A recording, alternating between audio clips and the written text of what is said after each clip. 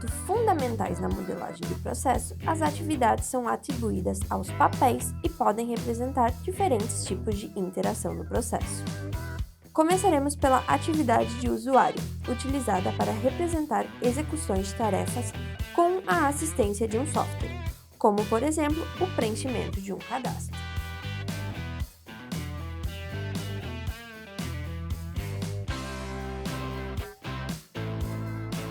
A atividade manual é usada para representar algo executado no processo sem o uso de uma ferramenta BPMS ou um software, como, por exemplo, a busca de um documento em um depósito físico.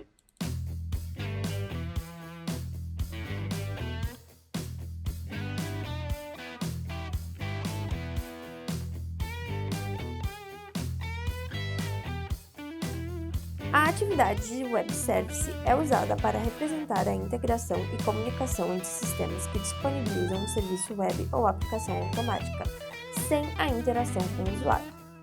Por exemplo, durante uma compra online, quando é feita a cotação do frete, o sistema retorna com o valor consultado no site dos Correios ou transportadora.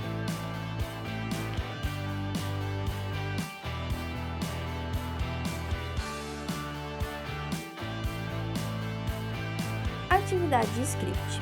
Iremos utilizar essa atividade quando queremos representar uma tarefa automática em que o servidor execute um script. Não há interação humana ou conexão com qualquer serviço. Por exemplo, alimentar indicadores ou criar documentos.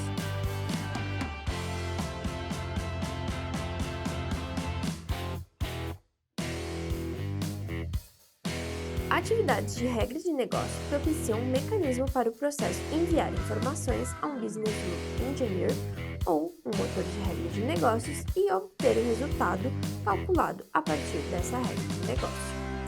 Um exemplo, cheques de até R$100 podem ser compensados sem verificar a assinatura. Cheques entre R$100 e 1 centavo e R$500, verificar a assinatura. Acima de R$500, verificar a qualidade do papel e os outros itens de segurança, além da assinatura.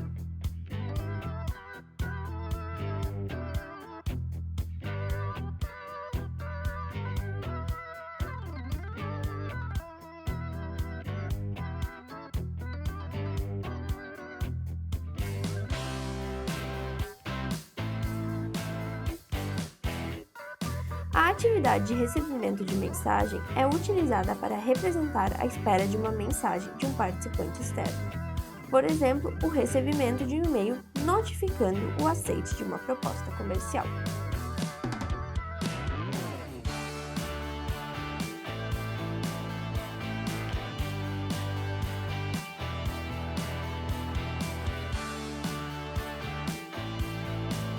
Atividade de envio de mensagem, utilizada para representar o envio da mensagem a um participante externo do processo. Por exemplo, o envio de um e-mail constando o valor de um orçamento.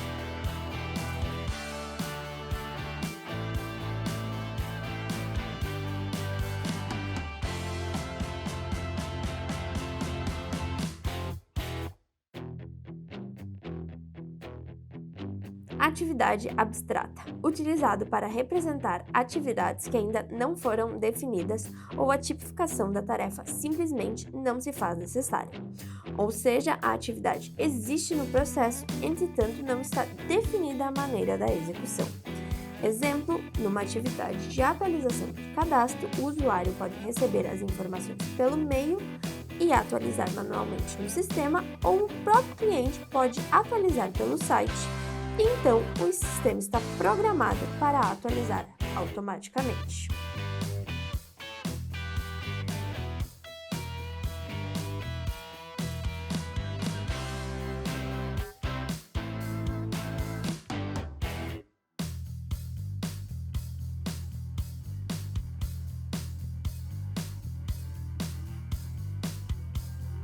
Agora vamos falar sobre os marcadores que podem ser utilizados nos processos. Os marcadores são utilizados para representar uma configuração adicional ou complementar da atividade. Nas atividades podem ser configuradas com dois tipos de marcadores, conforme segue. Atividade com loop. O marcador de loop em uma atividade simboliza que a atividade será feita diversas vezes até o usuário estar pronto para seguir o fluxo. Por exemplo, durante o processo de fazer um bolo, você terá a atividade de verificar se o bolo já está assado. Essa atividade será feita quantas vezes for necessário até o bolo estar pronto para ser retirado do forno.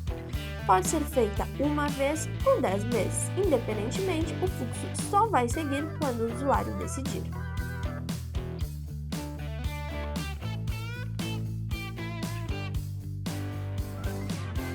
Atividade com múltipla instância. O marcador de múltipla instância é utilizado em atividades de usuário e é semelhante ao marcador de loop. Entretanto, em vez da atividade repetir quantas vezes for necessário, ele terá um número definido de vezes que irá repetir.